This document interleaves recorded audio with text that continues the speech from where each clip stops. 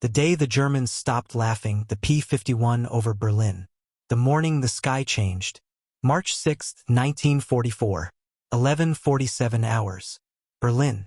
Oberleutnant Franz Stigler stood on the frozen apron of Jüterbogdam airfield, 30 miles south of the Reich capital, watching vapor trails etch themselves across the pale winter sky. He'd seen this before, the telltale contrails of American heavy bombers, droning eastward in their maddening, inevitable formations. What made his blood freeze wasn't the bombers themselves. It was what surrounded them, hundreds of fighter contrails. Not the short, stubby trails of thunderbolts turning back at the fuel limit. These were long, persistent, weaving patterns of aircraft that had no business being here. Not this deep. Not over Berlin. Unmöglich, he whispered. Impossible. His wingman, a 20-year-old with fewer than 40 combat hours, pointed upward with a shaking gloved hand. Herr Oberleutnant. Those aren't thunderbolts. Stigler knew. He'd flown against P-47s for 8 months. He knew their silhouette, their speed envelope, their range limitations. These aircraft were different. Sleeker, faster, more numerous than anything he'd encountered. Through his field glasses, he caught a glimpse of one breaking formation to engage a struggling FW-190. Long nose, bubble canopy, invasion stripes on the wings. Mustangs. Over Berlin. The aircraft his squadron had laughed about 6 months ago. The American mistake. The fighter with the wrong engine. Designed for a war that didn't exist anymore. The plane that couldn't fight above 15,000 feet without gasping for air like a drowning man. Except these weren't gasping. They were everywhere, moving with predatory confidence at 27,000 feet. Deep in the heart of the Third Reich, where no American fighter had ever ventured before. In that moment, standing on frozen concrete while his Messerschmitt sat ready behind him, Franz Stigler understood something the Luftwaffe high command hadn't yet grasped. The war in the air was over. They'd already lost it. They just didn't know it yet. 209 P-51 Mustangs had come to Berlin, and the Germans stopped laughing. The beautiful failure. 18 months earlier, the P-51 Mustang was an aviation punchline. In the spring of 1940, Britain was bleeding aircraft faster than factories could replace them. The Royal Air Force, desperate for modern fighters, approached North American aviation with an unusual request. Could they manufacture Curtiss P-40 Warhawks under license to bolster British squadrons? James Dutch Kindleberger, North American's president, made a counteroffer that bordered on arrogance. "Give us 120 days, he told the British Purchasing Commission, and we'll design you something better. It was an audacious promise. North American had never built a fighter aircraft. Their expertise lay in trainers and medium bombers. But chief designer Edgar Schmid, a German immigrant with an engineer's obsession for aerodynamic perfection, believed he could create something revolutionary. He was both right and catastrophically wrong.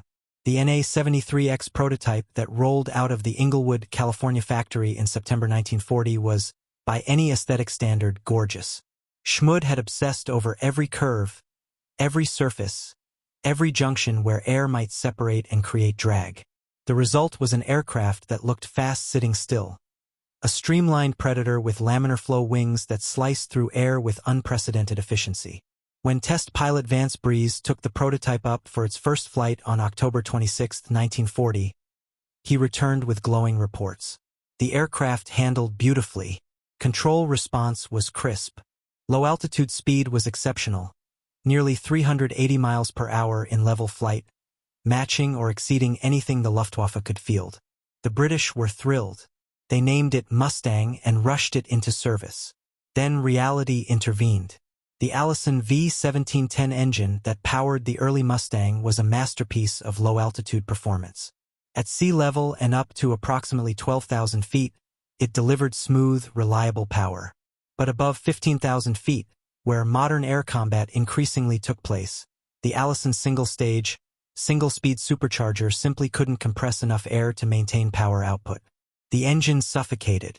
Pilots reported that the Mustang MKI became sluggish and unresponsive above operational altitudes. In combat against Messerschmitt Bf-109s and Focke-Wulf Fw-190s, which routinely operated at 25,000 feet or higher, the early Mustang was dangerously outmatched. Climb rate degraded dramatically. Top speed dropped by 60 miles per hour. Energy retention, the fighter pilot's most precious combat asset, evaporated. German pilots who encountered the early Mustang in 1942 came away unimpressed. Major Heinz Bahr, a Luftwaffe ace with over 200 kills, dismissed it as fast in a straight line, but no threat in vertical combat. Hauptmann Johannes Steinhoff was more blunt. Another British mistake with an American engine. The U.S. Army Air Forces tested the aircraft and reached similar conclusions. In a war increasingly defined by high-altitude bomber escort and air superiority missions, the P-51A was essentially useless. The Army relegated it to ground attack and tactical reconnaissance roles, what pilots derisively called mud-moving. By mid-1942, North American had produced a technical marvel with a fatal flaw. The Mustang was fast, maneuverable, and beautifully engineered. It was also fighting the wrong war at the wrong altitude with the wrong engine. The aircraft seemed destined for historical footnotes, another promising design that failed to meet operational realities. In Germany, Luftwaffe intelligence officers filed reports on the Mustang and moved on to more pressing threats. The P-47 Thunderbolts and P-38 Lightnings escorting American bombers were the real problems. The Mustang? A distraction. A failure. They would remember that assessment 18 months later, when the sky over Berlin filled with something they didn't believe possible. By autumn 1943, the United States 8th Air Force was dying over Germany. The strategic bombing campaign, the great American gamble that daylight precision bombing could cripple Nazi war production, was collapsing into a bloodbath that threatened to discredit the entire doctrine of air power. The mathematics of destruction were brutal and unsustainable. B-17 Flying Fortresses and B-24 Liberators, packed with 10-man crews, penetrated deep into German industrial heartland in formations of hundreds. They flew in defensive combat boxes, designed to create overlapping fields of fire from dozens of .50 caliber machine guns. In theory, the bombers were self-defending aerial fortresses. In practice, they were flying coffins. The Luftwaffe had adapted. German fighter tactics evolved from frontal assaults, where bomber defensive fire was most concentrated, to carefully coordinated attacks from the rear quarter and above, exploiting blind spots in the bomber's defensive coverage. Fighter groups would mass outside the range of escort fighters, then swarm bombing formations in wolf pack attacks that overwhelmed individual aircraft before the formation could react. The killing zone, what bomber crews came to call the Gap, began approximately 250 miles inside German territory. This was where P-47 Thunderbolts, with their limited range, had to turn back. P-38 Lightnings could push slightly farther, but they too hit fuel limits over central Germany. Beyond that line, bombers were alone. The Luftwaffe waited. August 17, 1943. Schweinfurt-Regensburg mission. The 8th Air Force dispatched 376 heavy bombers to strike ball-bearing factories critical to German war production. 60 bombers didn't return. Another 100 came back so shot up they'd never fly again. Out of 3,760 crewmen who took off that morning, 552 were dead, 186 were prisoners, and countless others were wounded. The mission was considered a tactical success. The target was hit. It was also unsustainable. At that loss rate, the 8th Air Force would cease to exist within 6 months. October 14, 1943. The second Schweinfurt raid. This time, 291 bombers attacked. 60 were shot down. 17 more were written off after landing. Another 121 sustained major damage. Total casualties: 650 men killed, missing, or captured in a single day. Bomber crews referred to October 14th as Black Thursday. General Henry Hap Arnold, commanding general of the Army Air Forces, faced a strategic nightmare. The daylight bombing campaign, the centerpiece of American air power doctrine, was being bled white.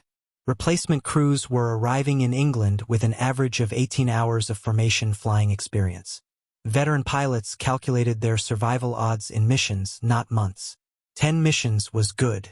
20 was miraculous. The required 25 mission tour seemed like a death sentence.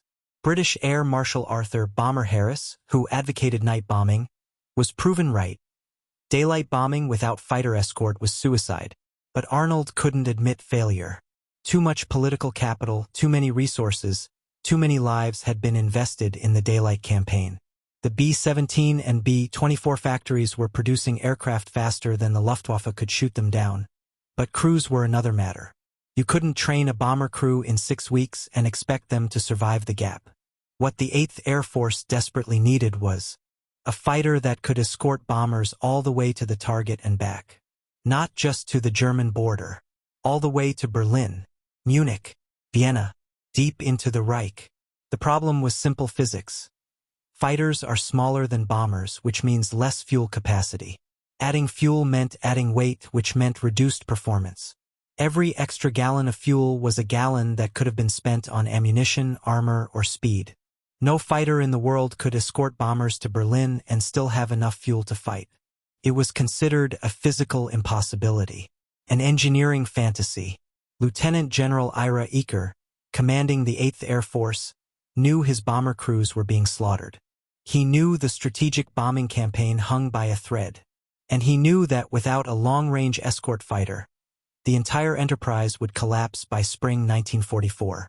In desperation, he requested every available fighter type be evaluated for extended-range capability. That's when a Royal Air Force test pilot named Ronald Harker flew something that shouldn't have existed. A Mustang with the wrong engine. The transatlantic miracle. The transformation of the P-51 Mustang from mediocre failure to world-beating fighter wasn't a single eureka moment. It was a chain of accidents, insights, and desperate improvisations that converged at exactly the right historical moment. The first link in that chain was forged in April 1942, when squadron leader Ronald Harker of the Royal Air Force visited the Rolls-Royce factory at Hucknall to inspect the latest Spitfire variants. Harker was a test pilot with extensive combat experience. He knew what mattered in air-to-air combat and what didn't. During his visit, he happened to fly a Mustang MKI that had been delivered for evaluation. The aircraft impressed him enormously at low altitude, but he immediately identified the altitude problem. That evening, over drinks with Rolls-Royce engineers, Harker posed an obvious question. What would happen if you put a Merlin in it? The Rolls-Royce Merlin engine was already legendary. It powered the Spitfire, the Hurricane, the Lancaster bomber. The Merlin's 2-stage, 2-speed supercharger could maintain power output well above 30,000 feet. It was heavier than the Allison and consumed more fuel, but in terms of high-altitude performance, nothing came close. Within weeks, Rolls-Royce engineers had jury-rigged a Merlin into a Mustang airframe. The modifications were crude. The engine didn't fit properly, requiring cowling adjustments and airflow redesigns. But on October 13, 1942, test pilot Jeffrey Quill took the hybrid aircraft up for its first flight. He came back stunned. The Merlin-powered Mustang was 40 miles per hour faster than the Allison version at altitude. Climb rate improved by nearly 30%. Service ceiling jumped from 31,000 feet to over 41,000. The aircraft that had been sluggish and unresponsive above 15,000 feet now dominated the fight at operational altitudes. This, Quill reported, changes everything. Word reached North American Aviation and the U.S. Army Air Forces. Engineers went to work immediately, creating a production version that properly integrated the Packard-built Merlin, essentially a license-manufactured Rolls-Royce engine, into the Mustang airframe. The result was the P-51B and P-51C Mustang, which entered service in December 1943. Performance numbers told the story.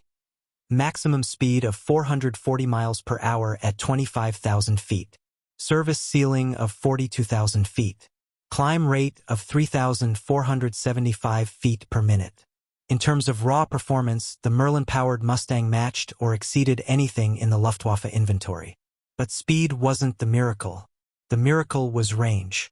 The Mustang's laminar flow wing wasn't just aerodynamically efficient for speed. It was extraordinarily fuel efficient. The Merlin engine, despite consuming more fuel than the Allison, delivered that power more efficiently at altitude. And North Americans' designers had created an airframe with internal fuel capacity that could be dramatically expanded without compromising structural integrity. Early P-51Bs could fly 1,350 miles on internal fuel alone, more than twice the range of AP-47 Thunderbolt. Then engineers added drop tanks, disposable external fuel tanks, carried on wing pylons and dropped before combat, had been used before. But the Mustang's aerodynamic design meant drop tanks created minimal drag. The aircraft could fly deep into Germany on external tanks, drop them when enemy fighters appeared, and still have enough internal fuel to fight and return home. With two 108-gallon drop tanks, range extended to 1,800 miles. With a single 269-gallon ferry tank, theoretical range exceeded 2,400 miles. For the first time in aviation history, a single-engine fighter could escort bombers from England to Berlin and back, 850 miles each way, and still have fuel reserves for combat. The impossible had become routine. Colonel Don Blakesley, commanding officer of the 4th Fighter Group, flew one of the first Merlin Mustangs in combat. After his first Berlin escort mission, he stood on the wing of his aircraft while ground crews refueled it and said 7 words that captured everything. "This bird will win the war." The Luftwaffe, monitoring radio intercepts and intelligence reports, dismissed the claims as American propaganda. No fighter could escort bombers to Berlin. Physics didn't allow it. The Americans were lying or confused or misidentifying aircraft types. German pilots who had fought Mustangs in 1942 remembered them as decent low-altitude performers with serious limitations. High command assured fighter groups that the threat was manageable. The gap still existed. The killing zone was still intact. They would learn otherwise on March 6, 1944, when Group Captain Don Blakesley led 68 P-51s from the 4th Fighter Group across the German border, through the gap, through the killing zone, and straight to the heart of the Third Reich. When Luftwaffe radar operators reported massive fighter formations over Brandenburg, headquarters assumed the reports were errors. When those fighters engaged Messerschmitts over the Berlin suburbs, assumption became denial. When 209 Mustangs escorted bombers all the way to the target and back without losing formation cohesion, denial became terror. The Americans had done the impossible. And they'd done it in an aircraft the Germans had written off as a failure 18 months before. The Merlin engine transformed the Mustang from disappointment to contender. But it was the P-51D variant, introduced in spring 1944, that elevated the aircraft from excellent to legendary. The most visible change was the canopy. Early P-51B and P-51C models used a traditional razorback fuselage design with a framed canopy that provided limited rearward visibility. Fighter pilots called this the blind spot that kills. The 6 o'clock position where enemy fighters could approach unseen until the moment they opened fire. North American solution was radical. Remove the razorback entirely and replace the framed canopy with a single piece bubble that offered 360-degree visibility. Pilots could look directly behind them by simply turning their heads. No blind spots, no surprises. The psychological impact was enormous. In the brutal calculus of air combat, seeing the enemy first was often the difference between life and death. The bubble canopy gave Mustang pilots an awareness advantage that translated directly into kills. "I could see everything," recalled Captain John Volume 50 of the 31st Fighter Group. "Above, behind, below. If anything was near me, I knew about it before they got into firing position." That's not just confidence, that's survival. The second improvement addressed firepower. Early Mustangs carried 4.50 caliber Browning machine guns, standard armament that provided adequate firepower but lacked the devastating punch of heavier weapons. The P-51D increased the count to 6 guns, 3 per wing, each loaded with 400 rounds of ammunition. Crucially, the guns were mounted outboard of the ammunition bays, which simplified the feed mechanism and dramatically reduced jamming, a chronic problem with wing-mounted guns in high-G maneuvers. P-51D pilots reported jam rates of less than 1%, compared to 5 to 10% in other fighters. The 6-gun configuration delivered approximately 70 rounds per second of combined fire. At combat ranges of 200 to 400 yards, that volume of fire could saw a Messerschmitt in half. The third breakthrough was the K-14 gyroscopic gunsight. Previous gunsights were simple reflector devices that projected a fixed aiming reticle onto a glass plate. Pilots had to manually estimate lead angles based on target speed and deflection, a skill that required hundreds of hours to master and often failed under the stress of combat. The K-14 was revolutionary. Using mechanical gyroscopes and computing mechanisms, the sight automatically calculated lead angles based on target wingspan, which the pilot set using a dial and rate of turn. Instead of a fixed reticle, the K-14 projected a pipper, a circular aiming point that moved dynamically to show where bullets would actually impact.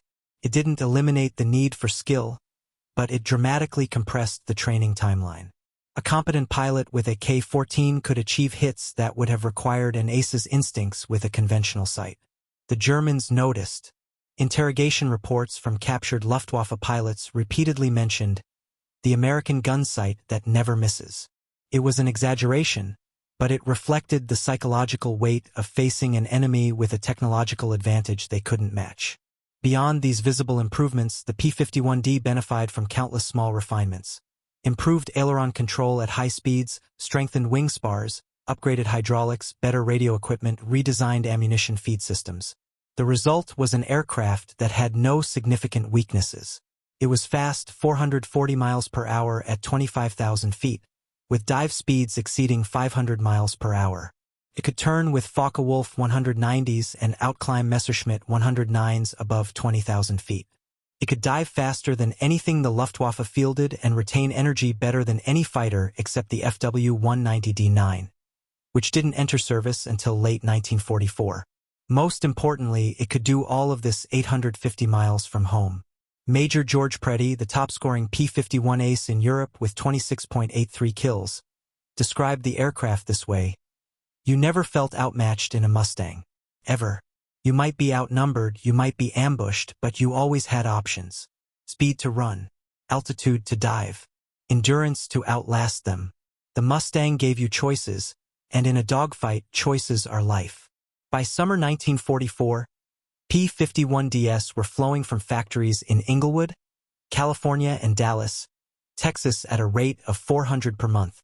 They equipped the 4th, 20th, 55th, 78th, 339th, 352nd, 353rd, 355th, 357th, 359th, and 361st Fighter Groups of the 8th Air Force, roughly 1,200 aircraft at operational strength. The Luftwaffe was now facing an enemy with quantitative and qualitative superiority, unlimited fuel, and growing pilot experience. But all of that lay ahead. On March 6, 1944, the qualitative shock of the Mustang's arrival had yet to fully register. That was about to change. The day the sky fell, March 6, 1944, 0815 hours. Debden Airfield, Essex, England. Lieutenant Robert "Punchy" Powell stood on the wing of his P-51B, watching ground crews top off the drop tanks. The pre-mission briefing had been blunt. Berlin, all the way. Expect heavy resistance. Powell had flown 43 missions. He'd fought over France, Holland, and Western Germany.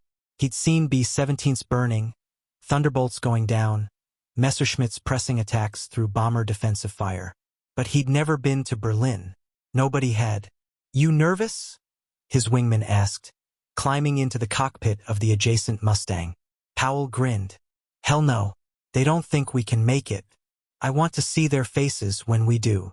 Colonel Don Blakesley, commanding the 4th Fighter Group, gathered his pilots for final instructions.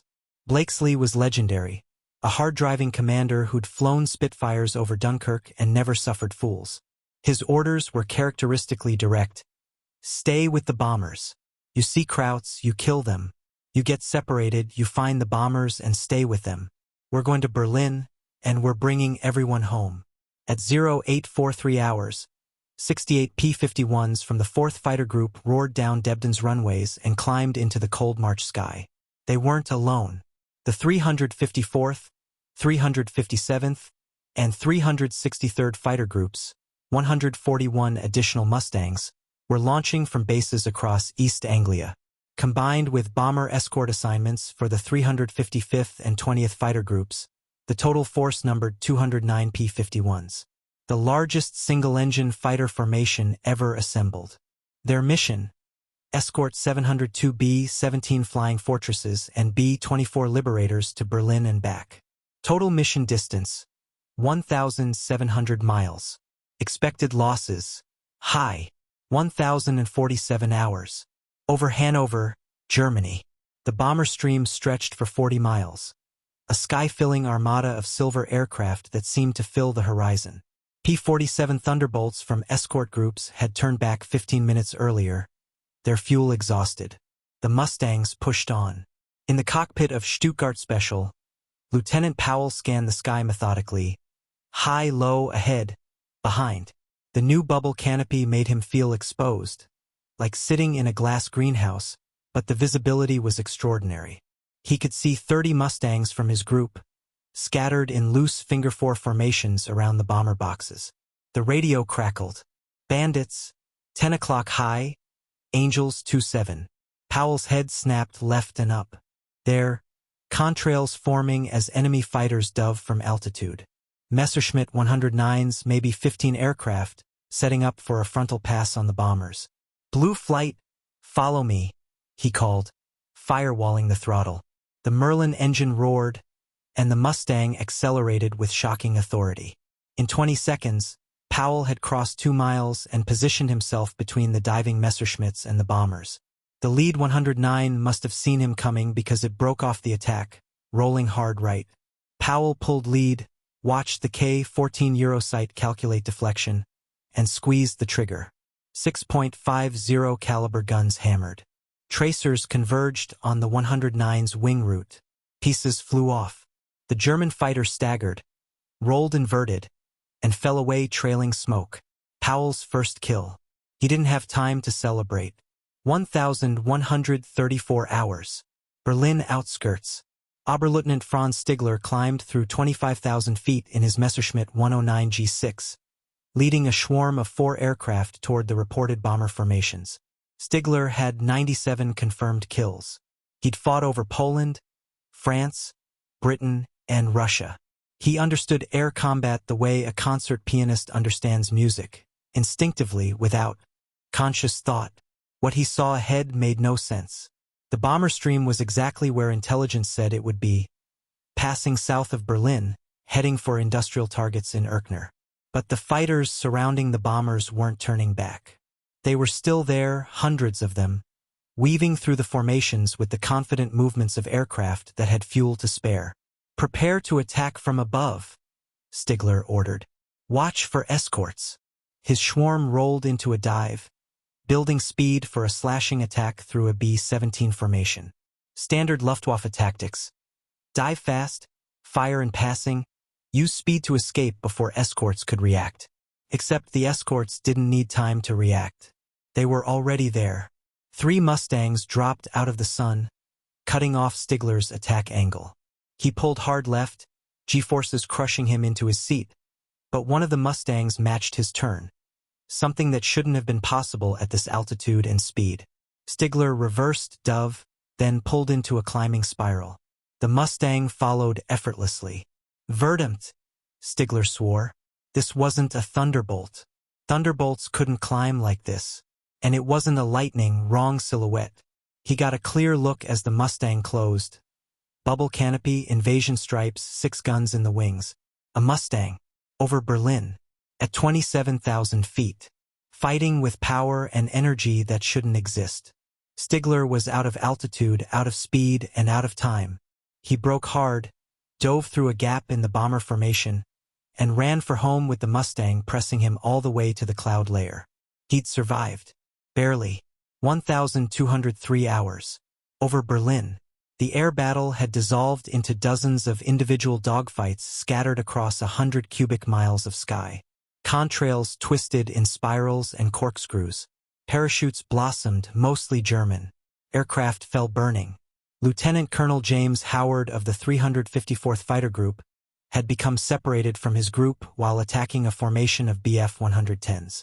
Now he found himself alone, 30 miles ahead of the bomber stream, with 6 Messerschmitts between him and home. Standard doctrine said run. Break contact. Return to base. Howard's engine temperature gauge showed optimal. Fuel showed enough for combat and return. Ammunition counters showed full. He turned toward the Messerschmitts. What followed was 6 minutes of sustained air combat that would later earn Howard the Medal of Honor. Outnumbered 6-1, he attacked with methodical fury, using the Mustang's speed to control engagement range and its energy retention to maintain offensive position. He shot down 2 Messerschmitts outright, damaged 2 more severely enough that they broke off combat. The remaining 2 fighters fled. When Howard's gun camera footage was analyzed later, intelligence officers couldn't believe a single pilot could dominate 6 enemy fighters.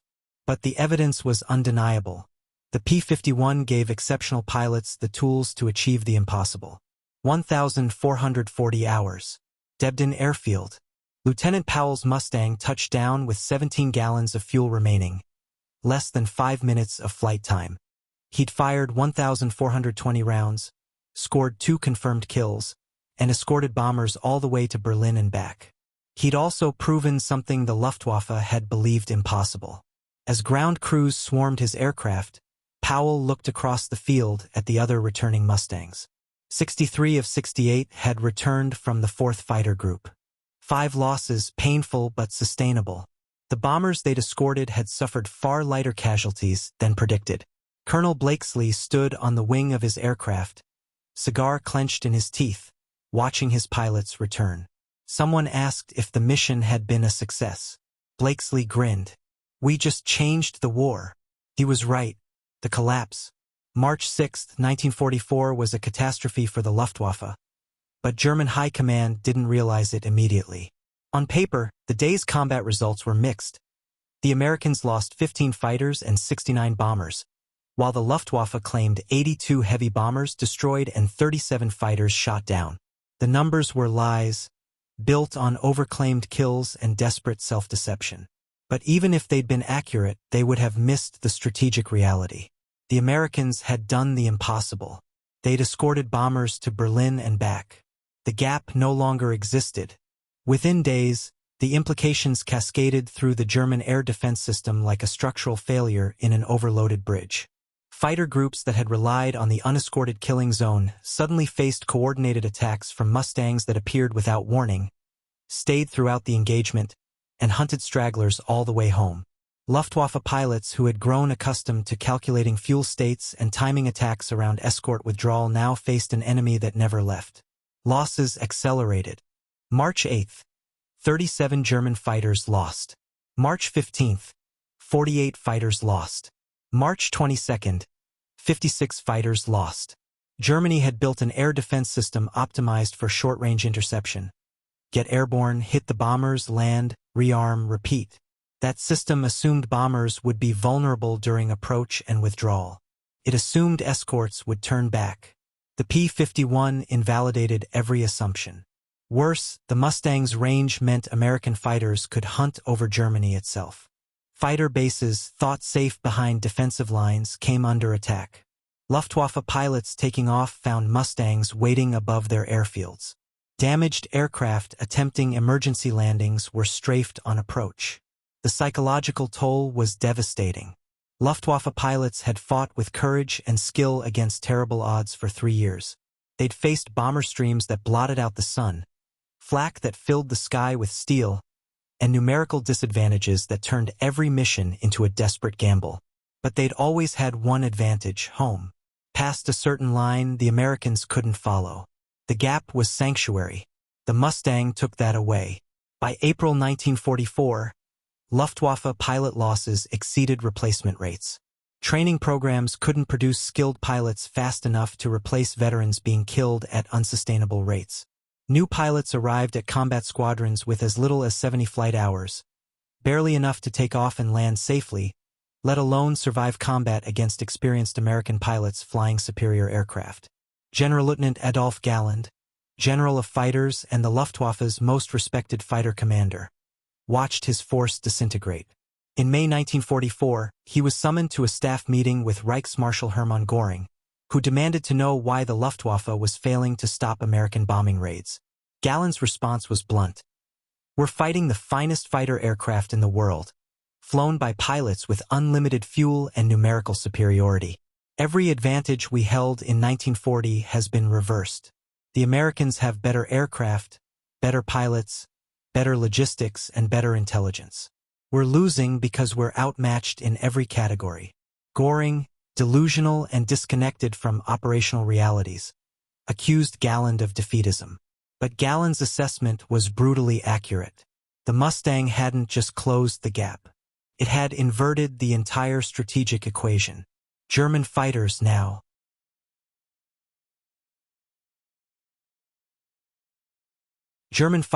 burned fuel racing to altitude to intercept bomber formations, only to find themselves engaged by Mustang pilots who could dictate combat terms. Luftwaffe squadrons that attempted to mass for coordinated attacks found themselves shredded by American fighters that appeared from nowhere. Fuel shortages, Germany's synthetic fuel industry was under constant attack, meant training flights were cancelled. New pilots went into combat without adequate preparation. Veterans who survived found themselves flying outdated aircraft against an enemy that improved daily.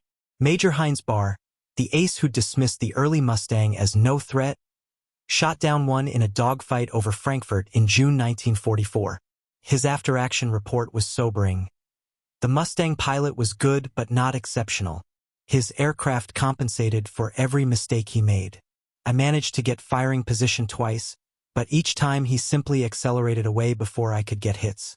Eventually he drew me into a climbing spiral where my 109 lost power. He could have killed me. He chose to let me go. This, Bahr wrote, is what losing feels like. The enemy has resources to spare, even mercy.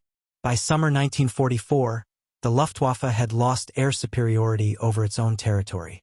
German pilots increasingly refused to engage when outnumbered, breaking off combat to preserve aircraft rather than accept annihilation. Fighter groups pulled back to secondary airfields. Training programs produced pilots who barely understood combat before being killed in their first engagement. The Mustang didn't win the air war alone. The P-47, P-38, and even the RAF Spitfire and Tempest contributed. But the P-51 was the weapon that made strategic bombing viable, which destroyed Germany's ability to produce fighters and fuel, which made air superiority inevitable. Adolf Galland's most famous quote, made after the war, captured it perfectly. The Mustang was the plane that lost the war for Germany. He was asked to elaborate. Galland, a man who'd fought with extraordinary courage and skill, who'd respected his enemies and understood air combat at the deepest level, chose his words carefully. We could have endured the bombers. We could have dispersed our factories, hardened our installations, accepted the losses. But when the Mustangs arrived, when we had to fight for survival over our own cities, when there was no safe moment, no refuge, no gap, we knew the war was retry. This response paused because Claude reached its max length for a message. Hit continued to nudge Claude along. Over. We just didn't know how long the dying would take. When historians assess the greatest fighter aircraft of World War II, arguments rage over performance metrics, kill ratios, versatility, and impact. The Supermarine Spitfire has elegance and history. The Focke-Wulf FW-190 has brutal efficiency. The Mitsubishi A6M0 dominated the Pacific for 2 years. The Messerschmitt 262 jet fighter pointed toward the future. But when the analysis is complete, when the data is compiled, when veterans are asked what they choose to fly into combat, one aircraft emerges consistently. The P-51 Mustang. Not because it was the fastest, the P-47M Thunderbolt was faster in level flight. Not because it was the most heavily armed, the P-47 carried 8 guns. Not because it had the highest service ceiling, the P-38 could operate higher. The Mustang was the finest all-around fighter because it had no critical weakness. It was fast enough, maneuverable enough, well-armed enough, and tough enough. And it could fly farther than anything else while maintaining all those qualities. In the brutal calculus of air combat, good enough everywhere beats excellent in one area every time. The numbers tell part of the story. 15,686 P-51s were built. They equipped 32 fighter groups in Europe and the Pacific. They destroyed 4,950 enemy aircraft in air combat and another 4,131 on the ground. They escorted thousands of bombing missions deep into enemy territory with loss rates that made strategic bombing viable. But numbers can't capture what the Mustang meant to the men who flew it.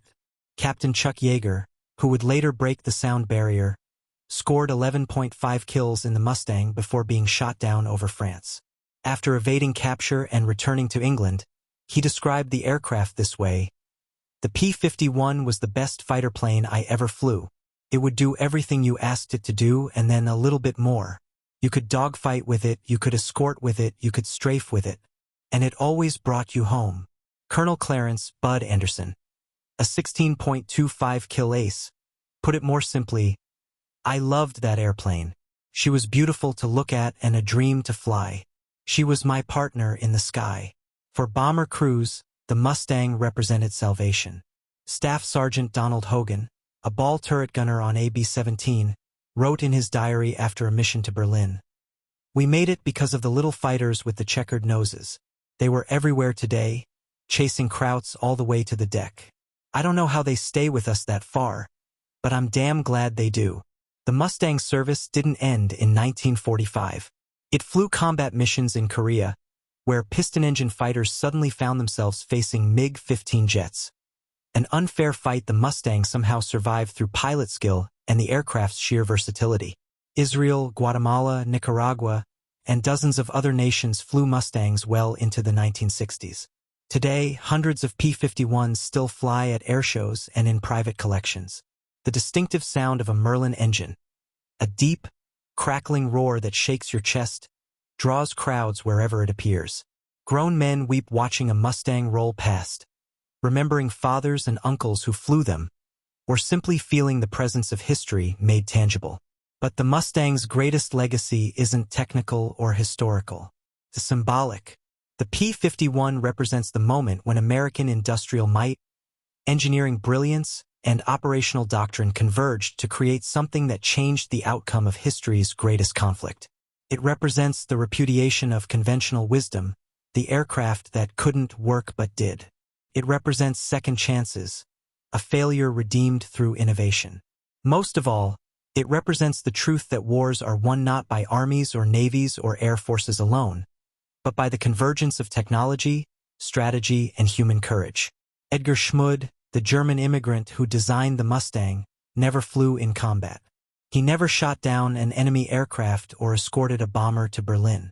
But his creation, his obsessive pursuit of aerodynamic perfection, his willingness to accept an imperfect first version and keep refining, saved tens of thousands of lives and shortened the war by months or years. When asked late in life what he was most proud of, Schmud's answer was characteristically humble: "I am proud that my airplane brought the boys home, the day the laughter stopped." Franz Stigler survived the war. After March 6, 1944, he flew another 132 combat missions, scoring 11 more kills before being shot down for the fifth and final time in January 1945. He survived the crash, was captured by Allied forces, and spent 6 months in a prisoner-of-war camp. In 1953, he emigrated to Canada, where he lived quietly until his death in 2008 at age 92. In interviews late in his life, Stigler was asked about his memories of the air war. He spoke with respect about American pilots, praised the B-17 as a remarkable aircraft, and acknowledged that Germany's defeat was inevitable once American industrial production reached full capacity. But when asked about specific days that changed his understanding of the war, he always returned to March 6, 1944. "We were confident," he said, "experienced. We'd survived 3 years of combat. We thought we understood the war, understood our enemy, understood what was possible. Then we saw the Mustangs over Berlin, not a few hundreds, and we knew, in that moment, that everything had changed. The war we thought we were fighting was over. We'd lost it without realizing it. You know what the worst part was? We'd laughed at that airplane. 18 months earlier we'd laughed, called it a mistake, a failure." He paused, staring at something far away. The laughter stopped that day. For some of us, it never came back. In a bomber base in England, in a fighter squadron in California, in factories across America, nobody was laughing either. They were building, flying, and fighting with an aircraft that had rewritten the rules of air combat. The P-51 Mustang, ridiculed, dismissed, nearly cancelled, had become the weapon that won the air war over Europe. And the Germans, who had mocked it as mediocre, learned the hardest lesson of the war. Never underestimate an enemy who refuses to accept failure. On March 6, 1944, the sky over Berlin filled with 209 reasons why. The laughter stopped that day, and it never returned. Capacity. But when asked about specific days that changed his understanding of the war, he always returned to March 6, 1944. We were confident, he said, experienced. We'd survived 3 years of combat. We thought we understood the war, understood our enemy, understood what was possible. Then we saw the Mustangs over Berlin, not a few hundreds, and we knew, in that moment, that everything had changed. The war we thought we were fighting was over. We'd lost it without realizing it. You know what the worst part was? We'd laughed at that airplane. 18 months earlier, we'd laughed, called it a mistake, a failure. He paused, staring at something far away. The laughter stopped that day. For some of us, it never came back. In a bomber base in England, in a fighter squadron in California, in factories across America, nobody was laughing either. They were building, flying, and fighting with an aircraft that had rewritten the rules of air combat. The P-51 Mustang, ridiculed, dismissed, nearly cancelled, had become the weapon that won the air war over Europe. And the Germans, who had mocked it as mediocre, learned the hardest lesson of the war. Never underestimate an enemy who refuses to accept failure. On March 6, 1944, the sky over Berlin filled with 209 reasons why. The laughter stopped that day, and it never returned.